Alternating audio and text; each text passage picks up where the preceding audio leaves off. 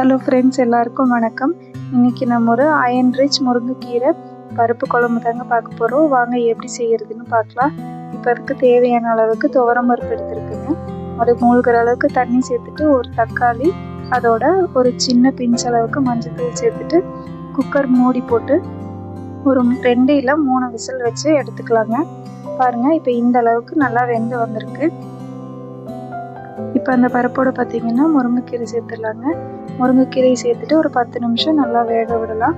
இப்போ நம்ம ஒரு தேங்காய் பேஸ்ட் அரைக்கணுங்க. அதுக்கு ஒரு 10 சில் தேங்காய், கொஞ்சம் சீரகம் சேர்த்துருக்கு. ரெண்டையும் நல்லா நைஸாக அரைச்சி எடுத்துக்கலாங்க.